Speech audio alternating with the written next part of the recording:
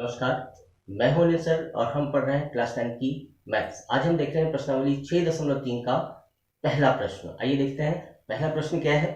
पहला प्रश्न है, बताइए दिए गए त्रिभुजों के कौन कौन से योग समरूप हैं। उस समरूपता कसौटी को लिखिए जिसका प्रयोग आपने उत्तर देने में किया है। समरूप, समरूप मतलब ऐसे जो आकार में एक जैसे हों, उसको कहते हैं हम समरूप। तो यहाँ पर देखते हैं हम कौन कौन से हैं। इसका पहले का हल देखते हैं। यहां पर हमारे पास दिया है angle A B C 60 degree, 80 degree और 40 degree. Angle P Q R 60 degree, 80 degree और 40 डिग्री। तो यहां पर देखते हैं समरूपता हमको त्रिभुज ए बी सी व त्रिभुज पी क्यू आर में एंगल ए बराबर है एंगल पी के और दोनों है 60 डिग्री के। फिर से एंगल बी बराबर है एंगल क्यू के और दोनों है 80 डिग्री के। और फिर से एंगल सी, कोण सी और कोण आर दोनों है 40 डिग्री के। तीनों कोण बराबर है और जब तीनों कोण बराबर होते हैं तो ये कौन सी समरूपता कहलाती है? कोण कोण कोण समरूपता कहलाती है। अतः त्रिभुज ए बी सी समरूप होंगे त्रिभुज पी क्यू आर के और समरूपता होगी कोण कोण कोण समरूपता। ये आपको लिखना है। फिर से देखते हैं दूसरा प्रश्न हमारे पास दिया है। दूसरा ये है एंगल, यहाँ पर त्रिभुज दिया है त्रिभुज ए बी सी और त्रिभुज पी क्यू आर। यहाँ पर देखते हैं कौन कौन सी भुजाएं हमारे पास। यहाँ पर कोण की जगह भुजाएं दी हुई है, तो भुजाएं देखते हैं हम। यहाँ पर त्रिभुज ए बी सी व त्रिभुज पी क्यू आर में हमारे पास ए बी दिया है, तो यहां पर अनुपात देखेंगे हम। ए बी के अनुपात में लिखेंगे हम क्यू आर। यहां पर दिया है ए बी का मान है 2 और क्यू आर का मान है 4। फिर से देखते हैं हम। दूसरा हमारे पास दिया है ए सी और ए सी के समरूप है पी क्यू। यहां पर ए सी पी क्यू, ए सी का मान दिया है हमारे पास 3 और पी क्यू का मान दिया है 6। फिर से देखते हैं हम दूसरी भुजा। अब यहां पर बचा है हमारे पास बीसी बटे पी आर। बीसी का मान है 2.5 और पी आर का मान है 5। अब यहां पर देखते हैं हम कट करके। 2 1 2, 2 दूनी 4, 1/2 आ रहा है। 3 1 3, 3 दूनी 6, ये भी 1/2 आ रहा है। और यहाँ दिया है 2.5, 1 2.5 यानी 2 बार जाएगा ही। तो सभी का अनुपात 1/2 1/2 1/2 आ रहा है। तो यहां पर क्या हो जाएगा? त्रिभुज ए बी सी समरूप होगा त्रिभुज पी क्यू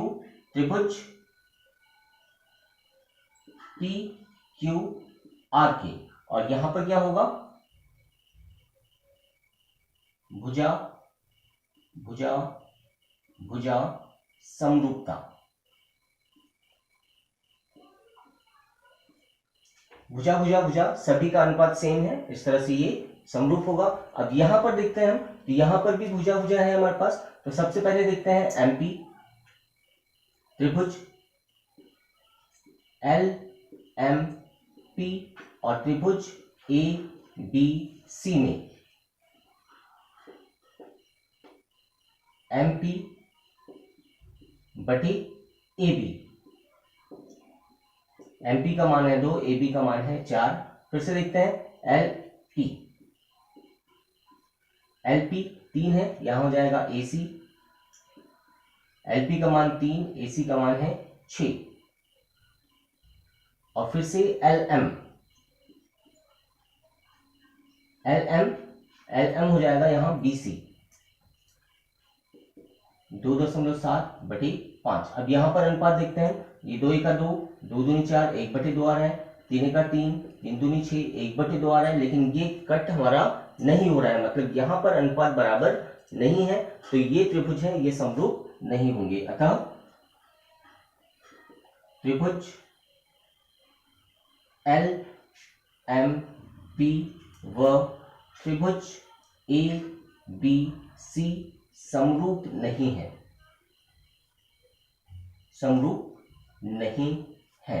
इस तरह से हमारे पहले प्रश्न के 3 प्रश्न हल हो गए हैं। अब देखते हैं अगला। अब हम देखते हैं अगला हमारे पास है त्रिभुज MNL और ABC। यहां पर देखते हैं, यहां पर भुजाएं दी है 2.5, 5 और एक कोण दिया है, उनके बीच का कोण। तो समरूपता के लिए जरूरी होती है कि दोनों भुजाएं और उसके बीच का कोण ही ले हम। तो यहाँ पर पहला देखते हैं हम, भुजा NM है, NM के बीच में लेते हैं हम AB। तो यहाँ पर NM दिया है 2.5 और ये दिया है 5। फिर से देखते हैं हम, दूसरी ML है और ML के समरूप है BC। ये है 5 और ये है 10, और एंगल M और एंगल B, एंगल M बराबर एंगल B है 70 डिग्री का। तो यहाँ पर अनुपात देखते हैं हम, इसको इससे काटेंगे, यहाँ जाएगा 1/2, इसको इससे काटेंगे, यहाँ पर भी आ जाएगा 1/2। दो भुजाएं और उनके बीच का कोण अगर समरूप है तो दोनों त्रिभुज समरूप होते हैं। तो यहाँ पर त्रिभुज NML समरूप होगा त्रिभुज ABC के। तो यहां पर क्या होगा, भुजा कोण भुजा समरूपता। नेक्स्ट देखते हैं, अगला है हमारे पास ABC और DEF। तो यहां पर दोनों त्रिभुजों में देखते हैं, यहां पर 2.5 है, 3 है, यहां पर 5 है और 6 है। लेकिन यहां पर एक चीज देखेंगे हम, यहां 2 और 3 इसका माप इसके साथ दिया है, यहां पर कोण अलग दिया है, दोनों भुजाओं के बीच का कोण हमें चाहिए होता है। यहां पर दोनों भुजाओं के बीच का कोण दिया है और यहां पर दोनों भुजाओं के बीच का कोण नहीं दिया है, बल्कि अलग दिया है। तो इससे हम देखेंगे कि ये कोण अलग है और कोण अलग है, इसके कारण ये दोनों समरूप नहीं होंगे। तो अतः कोण अलग होने के कारण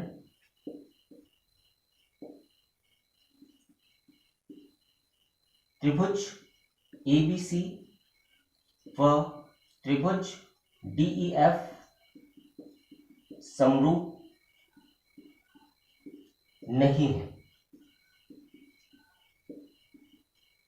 अगला देखते हैं, यहां पर है हमारे पास 70 डिग्री, 80 डिग्री और ये 80 और 30 है।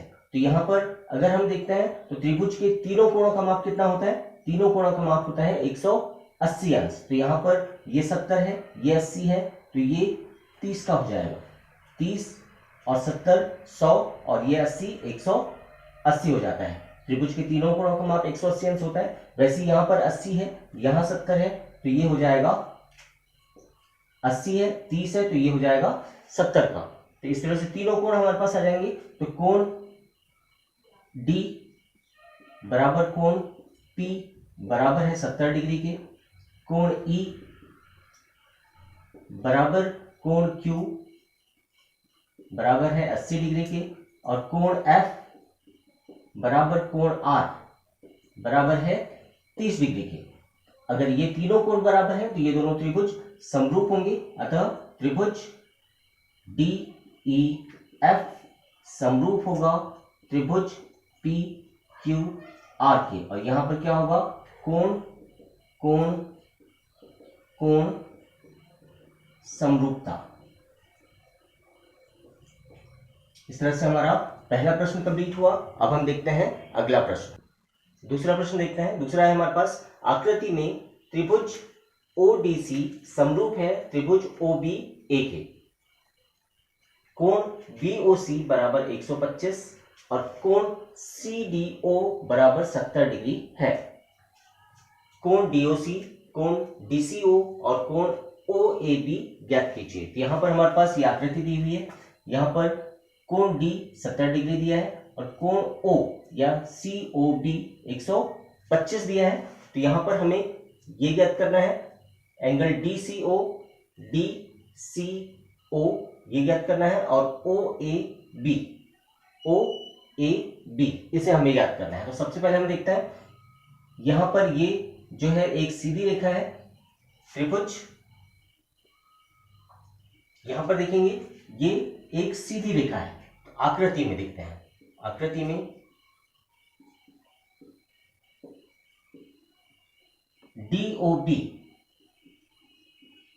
डीओबी एक सरल रेखा है।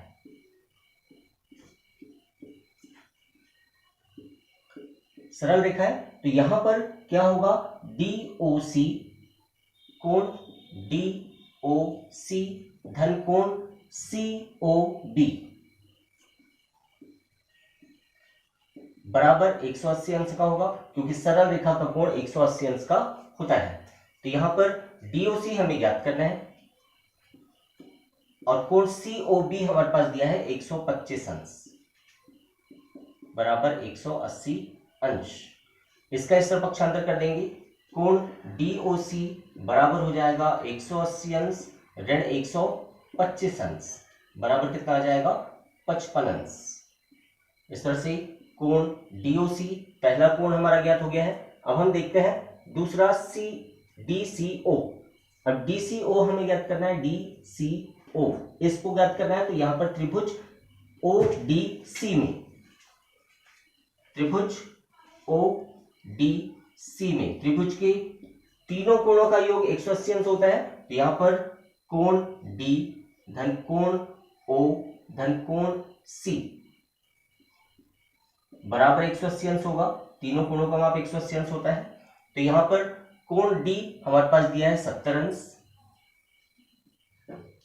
कोण ओ इस कोण को अभी हमने ज्ञात किया है 55 डिग्री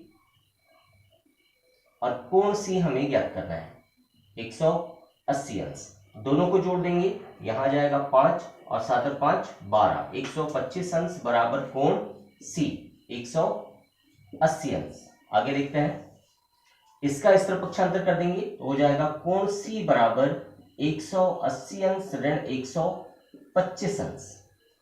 कोण सी बराबर आ जाएगा 10 में से 5 गया 5, 7 में से 2 गया 7 में से 2 गया 5, 55 अंश। इस तरह से यहां पर भी 55 अंश आ रहा है।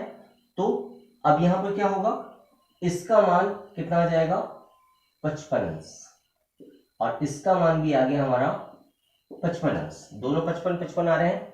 तो इस तरह से 55 110 और 70 180 होता है। अब हमें क्या ज्ञात करना है, कोण सी भी हमें, कोण सी मतलब कोण डीओसी हमें ज्ञात हो गया है, डीसीओ 55 डिग्री हमें ज्ञात हो गया है। अब हमको देखना है कोण ओएबी, कोण ओएबी। अब इस कोण को देखना है हमें। तो यहां पर देखेंगे ये दोनों समांतर रेखाएं हैं और ये एक तिर्यकछेदी रेखा है। तो यहां पर ये 55 डिग्री का है तो ये भी 55 डिग्री का होगा। इस तरह से कोण ओएबी, कोण ओएबी भी 55 डिग्री का होगा। इस तरह से हमने प्रश्न दूसरा भी हल कर लिया है। अगर वीडियो पसंद आया है तो प्लीज शेयर करें, लाइक करें, सब्सक्राइब करें। धन्यवाद।